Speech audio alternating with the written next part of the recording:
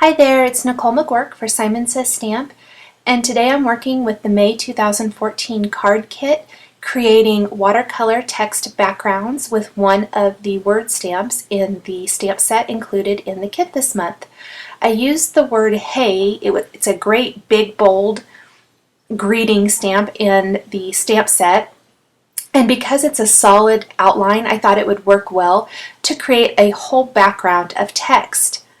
To create the watercolor, I'm taking some Tim Holtz watercolor paper, and I'm going to use the smooth side so that I get the best stamped impression possible.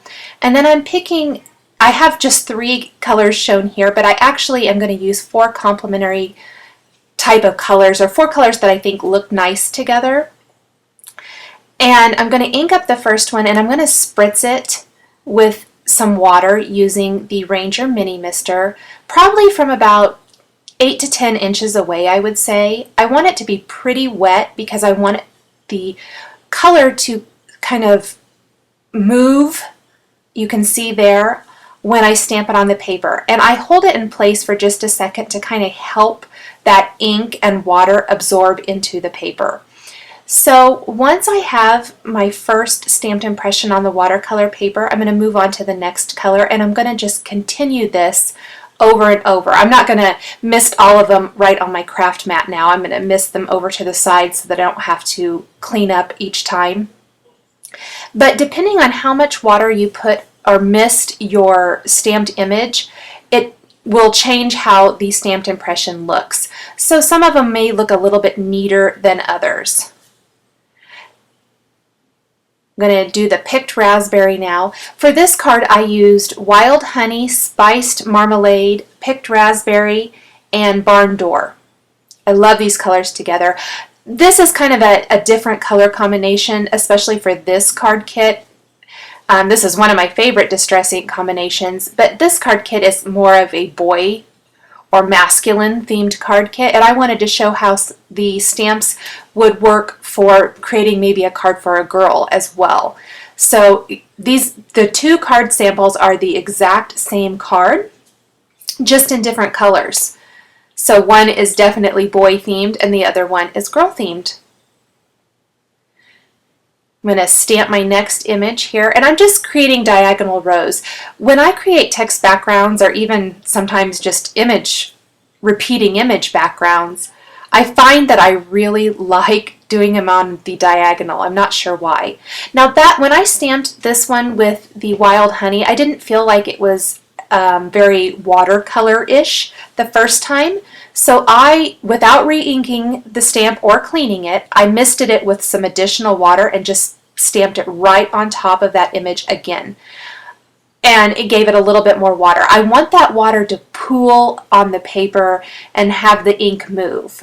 Because the distress inks work with water, they'll kind of pool up like you see there and move until they dry. And I really want them to have that watercolor effect background. Now you can see I definitely got lots more water. I misted it a little bit closer to the stamp for that one, so there was a lot more water beaded up and pooled on the stamp. So you don't want them to all look the same. That's the beauty of watercoloring, is that they look a little bit messy, a little imperfect. And that one again wasn't quite as messy or watercolored as I liked, so I stamped it a couple more times actually, just with additional water till I got what I wanted. So I'm going to keep repeating this and cover the entire 5.5 by 4 1/4 rectangle of watercolor paper. I am going to trim this down for the finished card, but I go ahead and stamp the entire thing. That way it gives me a little room to play, a little room for a margin for error, I guess I should say. And that way I can just trim off whatever side maybe I don't like quite as much, or if it all looks great, it doesn't really matter. The 4 colors really allow for there not to be any repetition either when stamping this, so no 2 colors are right next to each other in this design. Now you can see I have both of my color combinations here. I'm going to take another sheet of watercolor paper, and I'm going to stamp the greeting, "If you play, play hard," using Versamark ink. And I'm going to do this a couple times because I'm going to end up die cutting this using the Simon Says Stamp vertical bubble die to make a little thought bubble that I can place at the top of each of these watercolor text backgrounds.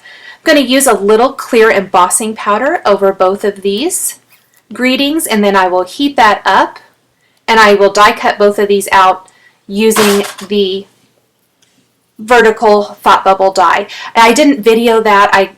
It was completely out of frame, so it was unusable. I apologize for that, but it was simply just die cutting the watercolor paper. And I really probably should have die cut it before I stamped it just to get it lined up a little bit better, but it was fine. Now I pressed a couple of the colors that I used for the girl card on my craft mat and misted them several times with a mini mister to get them really wet. And then I pressed that die cut piece with the greeting into that. I used the picked raspberry and the spiced marmalade for this one. And then for the masculine version, I started out using the peacock feathers, tumbled glass, and wild honey.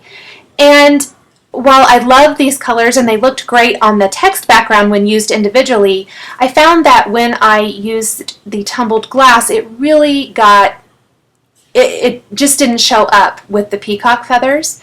So I'm going to press it into these, but I did end up going back then, and I pressed it kind of back into my watercolor and added more of the peacock feathers, which really hid any of the tumbled glass that there was. So I created another watercolor wash using the chipped sapphire and applied that kind of near the bottom of the card. You can see there. Now originally I thought I would adhere this directly to that watercolor text background, but I just felt like it maybe was a little too flat like this.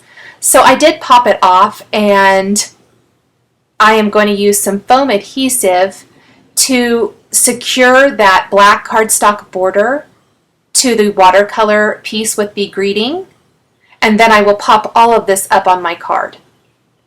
So it worked out really well to do it this way. Now you can see the top is really uneven. I haven't straightened that out yet, and I did that on purpose, and I left the adhesive purposely not right. I didn't place it right at the top so I could trim all of that off. I'm going to take some of these enamel dots from the kit and place those around my greeting, and then I will use a little foam adhesive to place that entire background on my card base, and I will do the same thing for the pinks and red and yellow and orange card as well. I hope you've enjoyed this video showcasing how to create watercolor text backgrounds using one of the bold greeting stamps from the Simon Says Stamp May 2014 card kit.